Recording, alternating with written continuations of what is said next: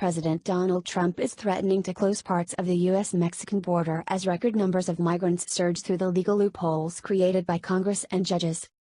Congress must change our weak immigration laws now, if Mexico doesn't immediately stop all illegal immigration coming into the United States through our southern border. I will be closing the border, or large sections of the border, next week, he said in a series of 3 tweets Friday morning. Border officials are ramping up their estimates for the number of migrants who will grab the opportunity created by Congress. Predictions for 2019 have climbed from 900,000 to 1.2 million during the last few weeks. Others experts suggest the 2019 number may be far larger. A February report from Jim Clifton, the chairman and CEO at Gallup said 42 million seekers of citizenship or asylum are watching to determine exactly when and how is the best time to make the move. This suggests that open borders could potentially attract 42 million Latin Americans. A full 5 million who are planning to move in the next 12 months say they are moving to the U.S.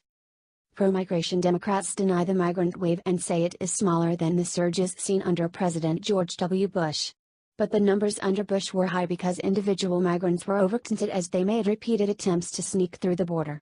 The current count excludes overcounts because each migrant is counted once before they are released into the United States to move into blue-collar jobs, neighborhoods, and schools.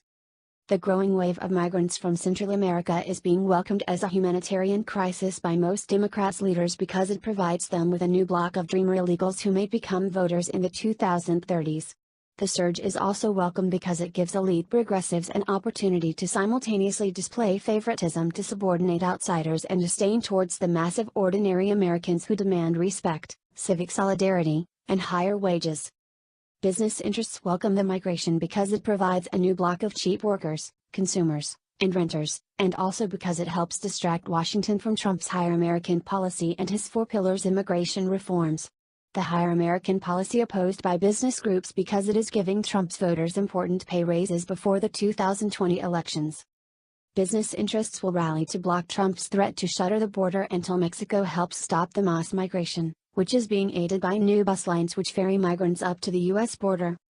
Trump's statement comes as border officials are trying to warn Congress of the problems.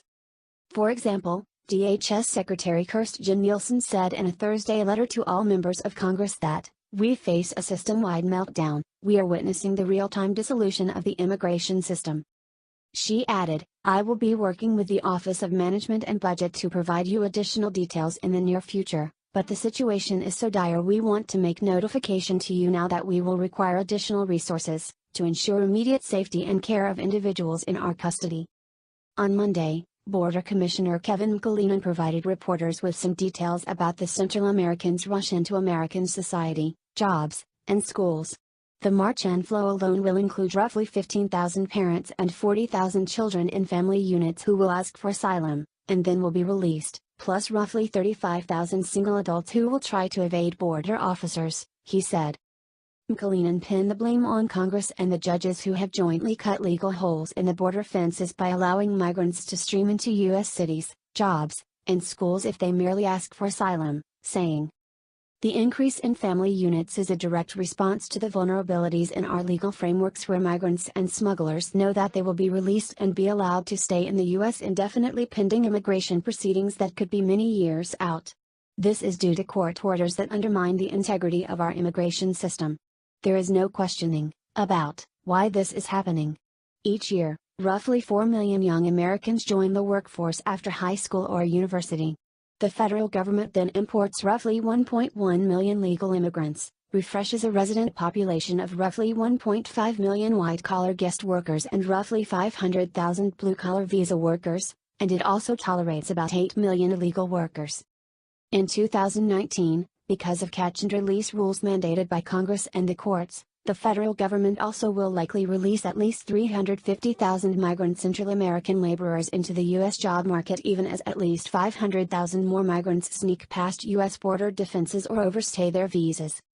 This federal policy of using legal and illegal migration to boost economic growth for investors shifts enormous wealth from young employees towards older investors by flooding the market with cheap white-collar graduates and blue-collar foreign labor. This cheap labor economic policy forces Americans to compete even for low-wage jobs, it widens wealth gaps, reduces high-tech investment, increases state and local tax burdens, hurts kids' schools and college education, pushes Americans away from high-tech careers, and sidelines millions of marginalized Americans, including many who are now struggling with fentanyl addictions.